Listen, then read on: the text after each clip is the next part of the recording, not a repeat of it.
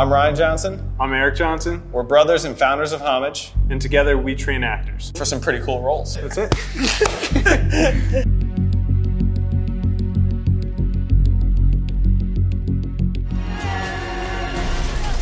Scarlett Johansson, Ghost in the Shell. Scarlett's character's role as Major in this film was a cyborg.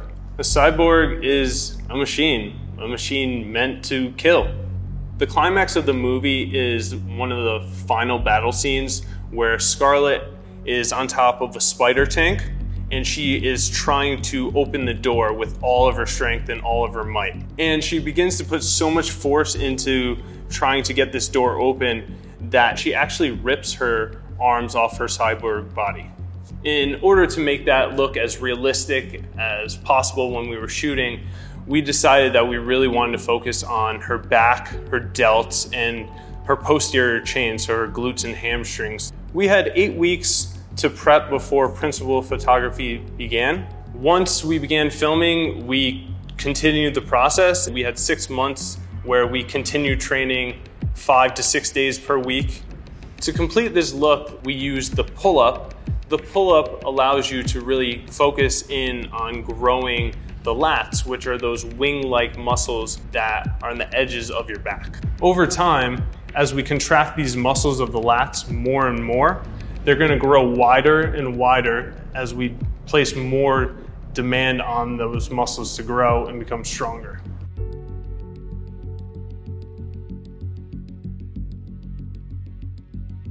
Squeeze, squeeze, squeeze, squeeze. Perfect.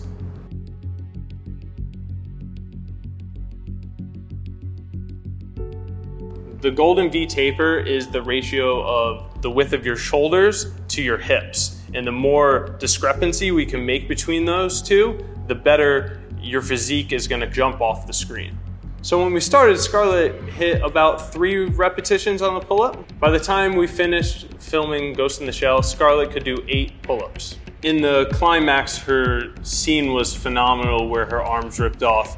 Scarlett's physique was so impressive that director Rupert Sanders decided to put a scene in where her back was showcased just because she looked so incredible. Olivia Cooke, Ready Player One. I had 6 weeks to prepare Olivia for her role as Artemis in Steven Spielberg's Ready Player One without any real clear knowledge on what stunts that she would have to perform. From the book, I learned that basically it was an over-the-top treasure hunt based in virtual reality where the possibilities were endless. Our programming kind of had to represent that. It was how much could we throw at Olivia and how much athleticism could we develop over the course of the next 6 weeks that ultimately would help her in any stunt that she needed to do during the course of filming. When I first assessed Olivia and when we first met, I could tell right off the bat that she was super invested, high energy, and just really down to do anything.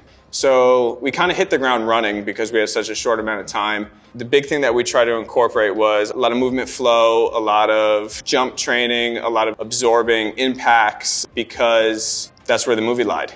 Women are more vulnerable to ankle sprains and ACL tears, so that's definitely something that we want to always remember in the beginning stages of our programming.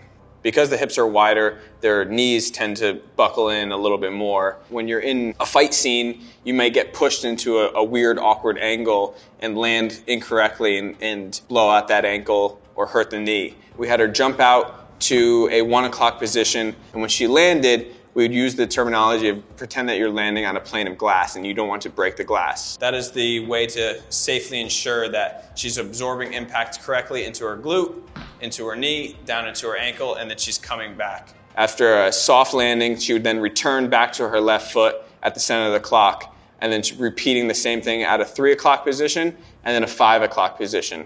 Because we're so used to walking just in forward plane of motion, jumping out to the side in this safe, controlled manner really will be helpful later on as these stunts progress. I wanted Olivia to learn how to land softly by absorbing the impact of the jump into her hip and into her glute, and with a strong knee that wasn't collapsing in. And by doing so, you're taking any unnecessary strain off the ankle.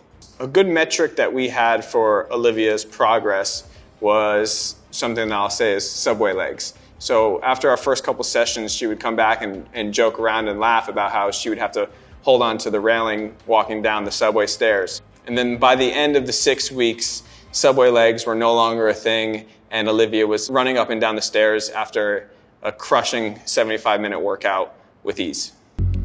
Seann William Scott, Goon 2, The Last of the Enforcers. I learned the difference between a moment and a career is evolution. Sean's character was a hockey enforcer, also known as a goon. That player's responsibility is to protect the star player by beating up the other team. At the end of the first movie, Sean's character, Doug, blows out his right shoulder in the final scene. So for the sequel, we had to teach Seann how to be a southpaw fighter. Seann and I had 6 weeks to prepare for his role in Goon. Making somebody comfortable fighting on ice with their non-dominant stance in 6 weeks is nearly impossible.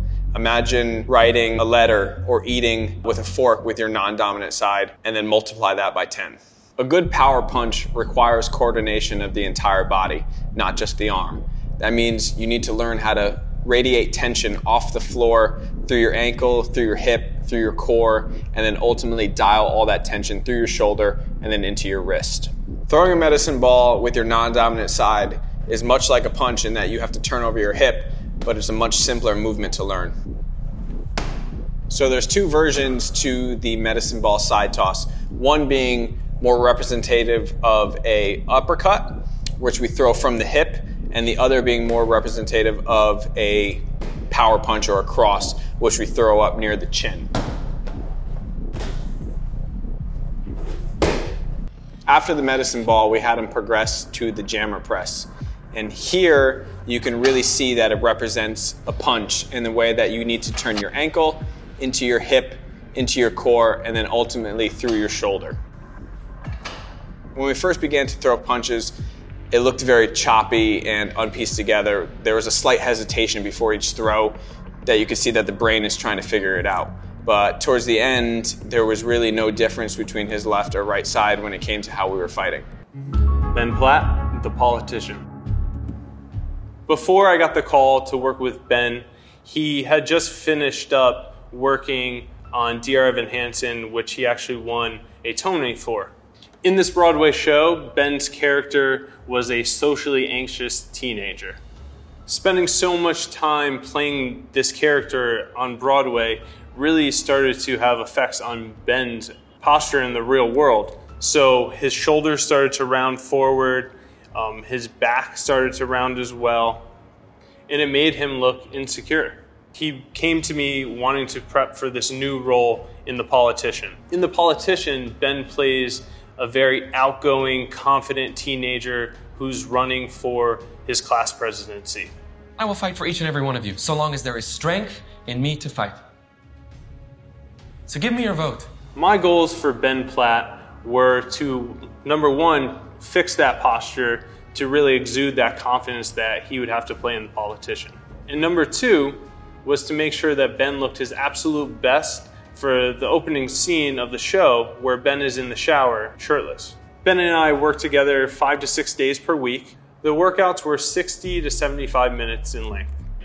Instead of just jumping right into weight training for Ben, we really decided to attack his mobility and to regain movement through his upper back. And we did that through thoracic mobility drills. You're gonna drive your elbow down and really rotate your shoulders. The goal here is to get your left shoulder in line with your right. I had Ben do this thoracic mobility drill to really unlock his spine and to open up his shoulders. The goal here is to get a lot of rotation through this upper back region so that the lower spine could be nice and stable.